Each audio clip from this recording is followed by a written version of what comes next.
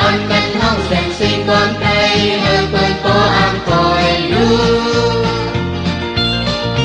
hơi phố nhặt dần chừng con thao hơi phố hông dần lấy con nắng trái thăng yên thao bay quay quay mà thành thành khi hao tung na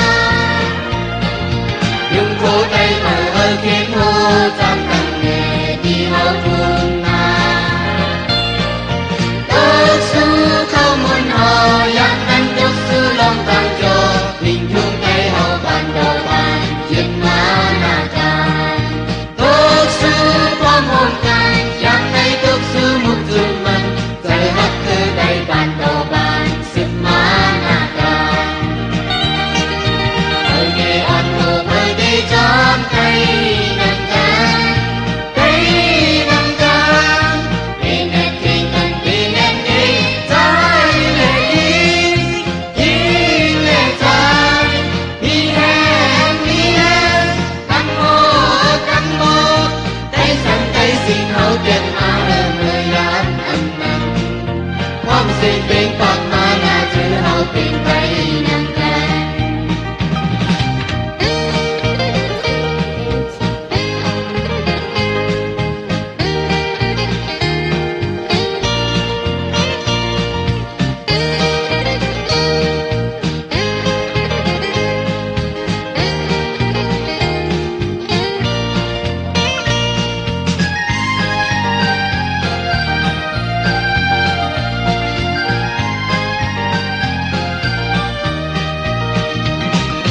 anh cánh má hay con mong cây anh cánh hông sen xin con cây ở bên phố am còi lưu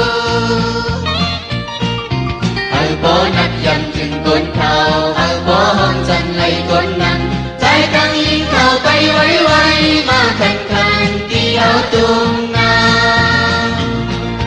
lưng phố tay mở hơi khiến hô trong thằng nghề khi áo tung na ước sư không muốn hò dắt cánh ước sư lòng tăng cho tình thương tay hậu bàn đầu bàn giết má na can ước sư không muốn can dắt tay ước sư bức dương mạnh giải hất cứ tay bàn đầu bàn giết má na can hãy đi ăn ngủ hãy đi chấm cây nâng can cây nâng can đi nét thì cần đi nét đi trái lệ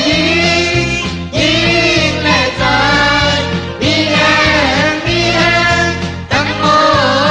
một tay sẵn tay xin hậu tiền mà ở người đang ăn năn